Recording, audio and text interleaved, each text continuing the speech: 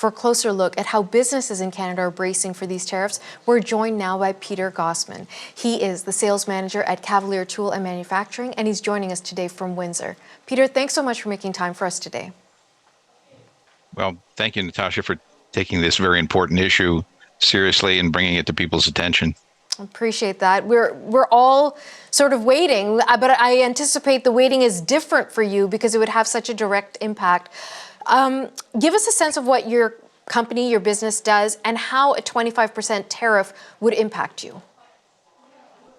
So we manufacture tooling, plastic injection molds, different molds for various different industries covering recreational vehicles, heavy truck, automotive, commercial, consumer goods, agriculture, and many others. And the thing that occurs to me is that it takes decades to develop the technology and the skills that are required in this skilled trade. And the effect of losing jobs in this industry and depleting the Canadian industry to try to build that same thing up in the U.S. takes 20 to 30 years. So it makes very little sense to target Canada. And so I think that, you know, we as tool makers have a big stake in the supply chain for all of those industries.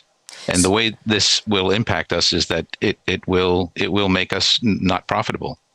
So explain to me, just because so much of this we talk about at a really macro political level, I want to understand right on the ground how this works. So you all manufacture tools, then you export them to the United States, or the production of them goes back and forth?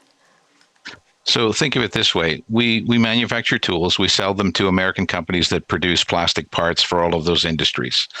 We buy American steel. We buy American components. About 40% of our product is made in America. So penalizing us, stopping us from doing business, stops us from buying 2,000 to 3,000 tons worth of American steel a year, stops us from buying services from American companies, stops us from buying components from American companies. So we're so interconnected with the U.S. businesses that putting a wedge in between us, making it unfair for Canadian businesses. So there are no tariffs currently on competitors that we have in Europe. We also compete with offshore with China. China is not a fair competitor to America. There is no unfairness between our two countries, but there certainly is between the U.S. and China. So it actually is going to have the effect of pushing more business to Asia, to countries like Korea, to Taiwan, to Malaysia, Vietnam, and China, taking business away from here and moving it over there. So that's kind of my perspective on that. Okay. Let me ask you about, you talked about the interconnectedness, how much you all are tied up with your American counterparts and you work together. Are you talking to your American colleagues, like the people you buy steel from, the people you sell your services to, about how exactly to move forward? What are the American colleagues telling you? That's a great question. So I think we've all been holding our breath.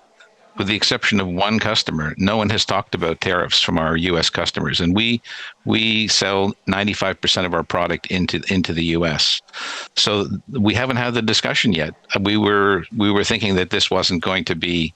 We thought it would be a negotiating tactic. We didn't think this was going to happen. So I don't have an answer. I have some idea. We have some ideas here that we may have to split the tariff in some way, or somehow we have to survive as business, but it's going to be very difficult. It's going to increase inflation in the U.S., and it's also going to have an effect on inflation here when you have the retaliatory tariffs that are inevitable. The government here has really very little choice but to retaliate at this point because they've failed to negotiate. You know, Peter, I think this conversation is so valuable because you're right, for most of us, we're not understanding this clearly, the immediate impact this is going to have for so many people in this country. Mm-hmm. So talk to me about jobs. And is there a likelihood you're going to have to lose people? Are you all preparing for that? we're not preparing to lose people. We can't afford to lose people. It takes, like I said earlier, it takes decades to train the people that we have. These are not people that work on a production line. These are very highly skilled, highly paid individuals that have the skills and the technology that we use. So we have to do whatever we can to mitigate this tariff. And I think the only thing we can hope is that the administrations, both Canadian and the U.S., get together and come to some common sense, because this will hurt everybody. So jobs, we will do whatever we can to retain our workers. We have no choice, because you can't replace them. You can't get them back. Once they're lost, they're lost, and that holds true for the entire of the manufacturing sector. We all have highly skilled people, and once they go off and do something else, they don't come back. Where does this leave you, Peter? Because we're being told from our colleagues at Radio Canada that they are speaking to Canadian government sources, that the tariff information is coming to them from Washington. We're preparing to hear from our federal authorities how they're going to respond, as you said, likely retaliatory tariffs. So stuck in the middle of this is the rest of us trying to figure out what this means for our lives. How are you preparing for this?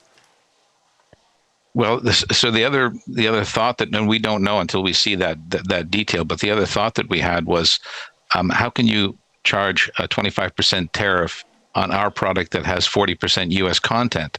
So is there an opportunity to remove that U.S. content from the equation, which then would cut the tariff down significantly? And I think other businesses should look at that as well. I mean, it is really unfair to charge us a tariff on a U.S. product that we're sending into the U.S. And so I really don't know until we start having these discussions with customers.